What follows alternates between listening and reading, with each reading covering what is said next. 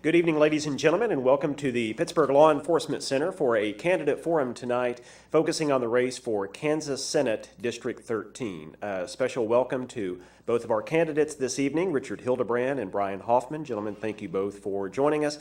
Thank you as well to our audience members and all those that are watching at home on TV this evening. Some housekeeping. The format for tonight, both of you will be allowed up to 2 minutes for your opening statements.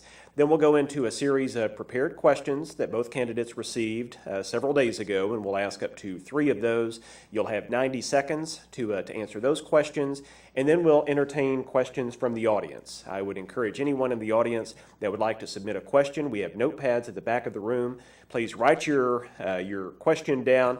Patrick Richardson with the Morning Sun will serve as our proctor this evening. Really, all we ask is that any question be fair and applicable to both candidates. It can't be just directed at one candidate. It needs to be relevant and applicable to both candidates. So you'll submit that to Patrick, and if it passes the test, then he'll pass it on to me, and I'll ask it of the candidates. Both candidates will then get 2 minutes for your closing statements at the end of the evening. So, with that, we will begin with 2 minutes of opening statements. Mr. Hoffman, you'll go first this evening. Thank you, Blake. Thank you, Patrick. Thank you, City of Pittsburgh and the Chamber for hosting this event here in Pittsburgh tonight. I'm Brian Hoffman, and I grew up in Mulberry, Kansas. I'm a lifelong resident of Southeast Kansas. I'm a union construction worker, and I decided that Topeka needs a new face. We need to fund our schools properly, so I decided to run and finally, hopefully get 69 Highway finished. My wife, Terry, is in the audience. We have 4 children. We live on a small farm. I'm very near and dear to Southeast Kansas, so I thank you. Okay, thank you, Mr. Hoffman. Mr. Hildebrand. Just want to thank everybody for taking the time out of your evening to come tonight and to listen. Here are the 2 different candidates that we're getting ready to listen to. And want to thank Blake and Patrick with the Morning Sun and the Pittsburgh Area Chamber of Commerce, and especially my wife and my family for all of their support. Tonight you have the opportunity to hear 2 different opinions on the best way to move Kansas forward. You have 2 distinct different candidates getting ready to talk about those very important issues. If you are for higher taxes, higher spending, more debt, then my opponent is your option, best option. If you're for lowering taxes, for lowering spending, and for lowering debt, then I'm your best option. My opponent and I do agree that investing in funding in K through 12 education in our education system and our infrastructure, Highway 69, are both very important. So I look forward to explaining that later. Okay, thank you both. And as you answer your questions, we're obviously keeping time, and when you have 30 seconds left, I'll hold up a yellow card, and when your time is up, I'll hold up the red card. So we'll now move to our first prepared question this evening, and the first one will be answered first by Mr. Hildebrand, and the question is this.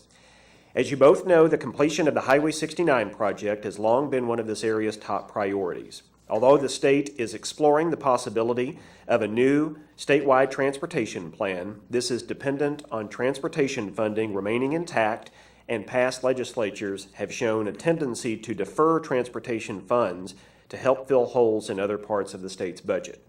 If elected, what assurance can you give the residents of District 13 that you will protect highway transportation funding? Mr. I'll just continue what I've been doing. I already have a record of not voting on any budget that has taken any money out of KDOT, and I will continue to do that. In 2017, House Bill 2002, which was an omnibus budget, swept over $290 million out of KDOT. In 2018, Senate Bill 109 did the exact same thing. I voted against that. Every member of my opponent's party voted for those to sweep over $580 million out of KDOT. Will my opponent follow his party, or will he be independent? That's a question for you guys to ask. In 2018, the state passed Senate Bill 276. It took another $2.1 million out of KDOT. I was the only senator that voted against that bill. Every single senator besides myself voted for it. How would my opponent handle that vote? Okay, thank you. Mr. Hoffman. I personally build roads and bridges. After the reversal of the Brownback career tax plan, we have funds to finish Highway 69 and complete the 4-lane road. They have robbed money from the highway plan, and we have 23 delayed projects in the state of Kansas. And I believe the funding, after the last quarter, they came in, I think, $62 million over budget. We can fund Highway 69 without raising taxes. At the same time, that will boost our economy here in southeast Kansas, because every dollar you invest in infrastructure has a $6 local economic impact in our local economy. We have been promised this highway for decades, and it's time that southeast Kansas gets this highway, and I will support it. He voted against the 10-year tax transportation plan committee, which is just a committee to look at the next 10 years. So I don't know if he's really for our highways or he's really for lower taxes. Okay, thank you both. Second prepared question this evening will be answered first by Mr. Hoffman, and the question is this. The expansion of the state's Medicaid program, also known as CanCare, has been considered for the past few years, but has not yet been passed by the Kansas legislature. What is your opinion of CanCare expansion, and would you support it? Mr. Hoffman. Yes, I support CanCare. It would provide more than 150,000 residents in the state of Kansas health insurance.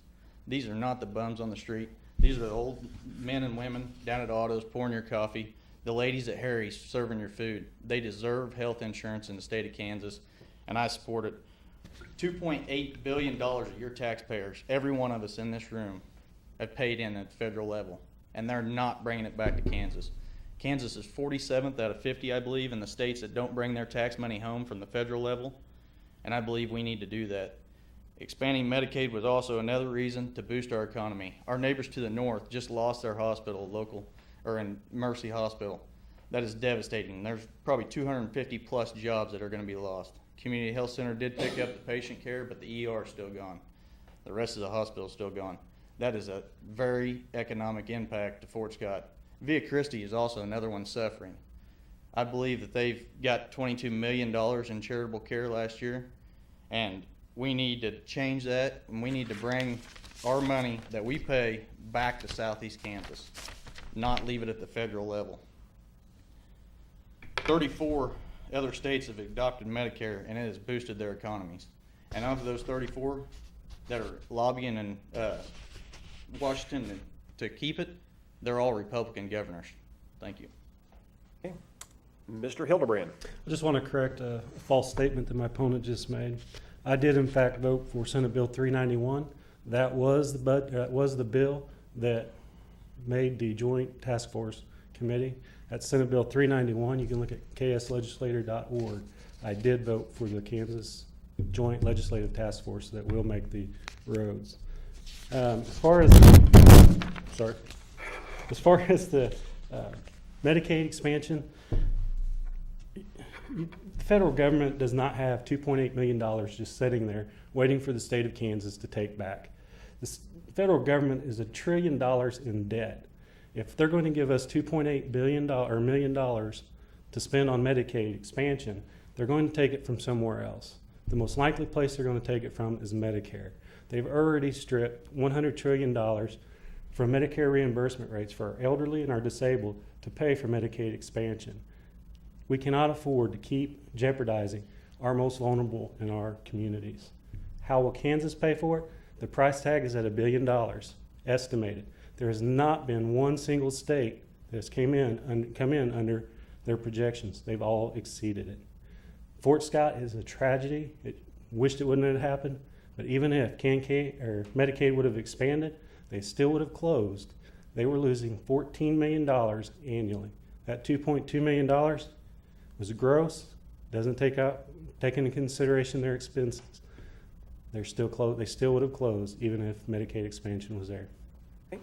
Thank you both. I will again encourage the audience to submit questions. Use the notepads at the back of the room and get that to Mr. Richardson, and encourage you to do that, because as of right now, we've only got one question from the audience. So our third prepared question this evening will be answered first by Mr. Hildebrand, and the question is this.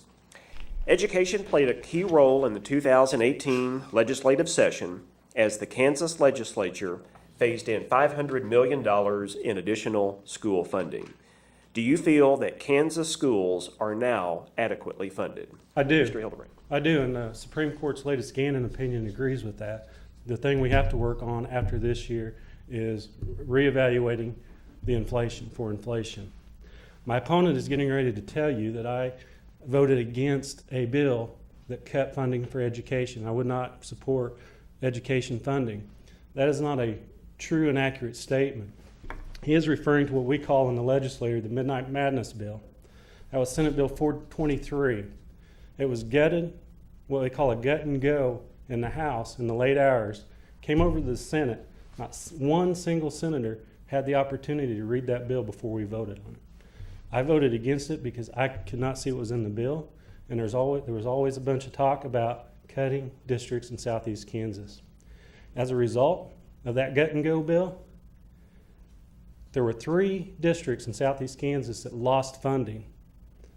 Every single district in southeast Kansas lost funding for special education. I did vote for the cleanup bill that corrected those. That was Senate Bill 61 that gave that $3 billion back to our schools in southeast Kansas and that $1 billion back to special education. Thank you. Thank you, Mr. Hildebrand. Mr. Hoffman. I think that the legislation took a good step to adequately funding our schools last year. I was not going to mention that bill that he was talking about. However, we've got to continue to make sure our education is funded at the local level. We've got to make sure our kids in southeast Kansas have the same opportunity as the kids in Johnson County. The only way to do that is make sure our school finance formula is fully funded. We've also got to make sure that we're paying our teacher competitive wages so we don't lose them to other places like Missouri. Our teacher turnover is really high in the state of Kansas, and we need to pay them better to do that over. The schools in southeast Kansas are the heart and soul of our communities. If we lose our schools, we lose our communities. If we invest in our children's future, we invest in our communities. Smaller class sizes and technical schools need to be invested in. Thank you. Okay.